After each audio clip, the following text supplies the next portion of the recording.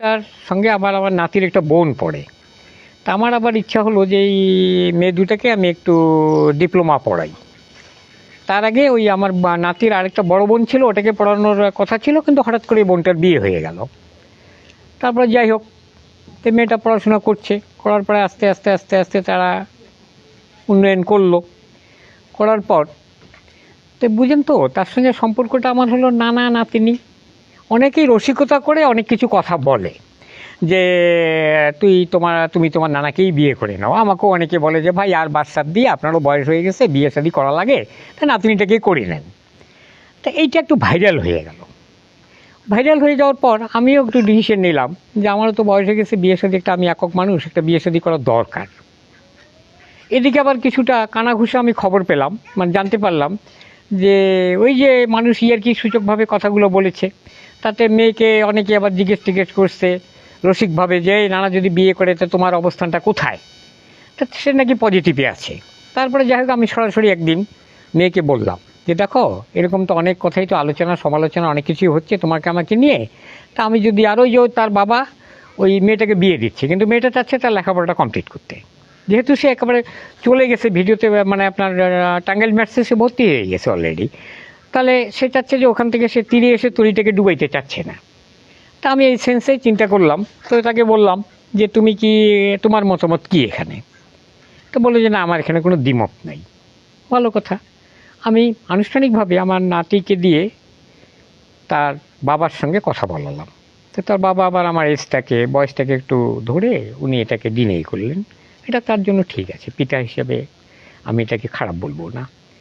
এরপর দেখি যে তার বড় ভাই, তার দুজন ফুপা, এরা আবার আমার কাছে চলে গেল, গিয়ে বললো যে বাবাজি, আমরা একটা কথা শুনতেছি, তা আপনি আপনার অবস্থান কোথায়। তো বলছে হ্যাঁ, আমি তো একটু সিদ্ধান্ত নিয়েছি, যদি মেয়ে আমাকে আগ্রহী হয় তাহলে আমি যেহেতু বিয়ে শাদী করবোই, তা করলে সমস্যা কোথায়, মেয়েটা তোকে আমি চিনি ছোটোবেলা থেকে, আমি মনে করি যে আমার একজন ভালো সঙ্গিনী হবে। তো বললো যে আপনি যদি রাজি থাকেন তো ব্যাপারটা আমাদের উপরে ছেড়ে দেন। তো আমি বললাম যে তার বাবা যে আগ্রহী না। তো বললো যে ওটা আমরা দেখব। এরপর তারা তাদের সহযোগিতায়, এবং আপনারা কাবিননামা দেখলে বুঝতে পারবেন যে সেখানে তার ফুপার সই আছে, তার বড় ভাইয়ের সই আছে, তার বড় ভগ্নিপতির সই আছে। তাদের সহযোগিতায় 22 তারিখে রাত 10টা সাড়ে 10টার দিকে বিয়েটা হলো। তবে তার বাবার বাড়িতে হলো না, তৃতীয় একটা অবস্থানে হলো। আমার পাশে ছিলেন সব সময়, থাকার পরে আমি এসএসসি পরীক্ষা দিয়েছি। এসএসসি পরীক্ষা দেওয়ার পরে আমি সরকারি ম্যাথসের চান্স পাই, ওইখানে ভর্তি হই।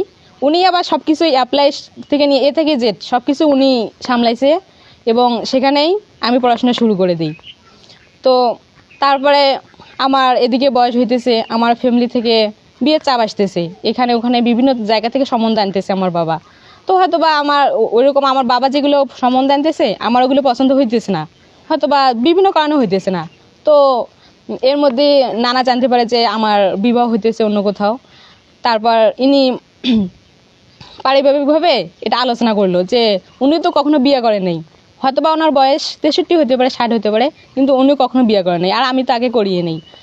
তো উনি ভাবলো যে যদি আমি বিবাহ করি তাহলে মেয়েটা একটা ভালো একটা জীবন পাবে, হয়তো অন্য কোথাও বিয়ে হলে মেয়েটা এত সংগ্রাম করে আসলো হয়তো বা এরকম পাবে না, কিন্তু আমি যদি বিয়ে করি হয়তো বা সে জীবনটা সুন্দর করে গছাইতে পারবে।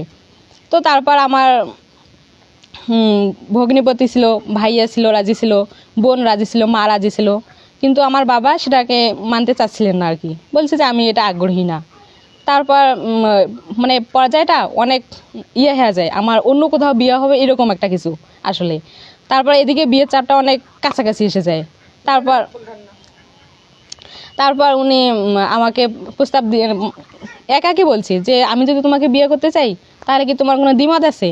আমি বলছি না, দ্বিমত নাই। আমিও ভাবলাম যে লোকটা আমার সবসময় পাশে ছিল, অনেক সাপোর্ট করছে, হয়তোবা তার সাথে থাকলে আমি বাকি জীবনটা হয়তোবা সাপোর্ট পাবো, ভালো একটা সুন্দর জীবন পাবো। মানুষ তো একটা সুন্দর জীবনের জন্যই বাঁচে, তাই না? সেই জন্য আমি ওনাকে বিয়ে করছি।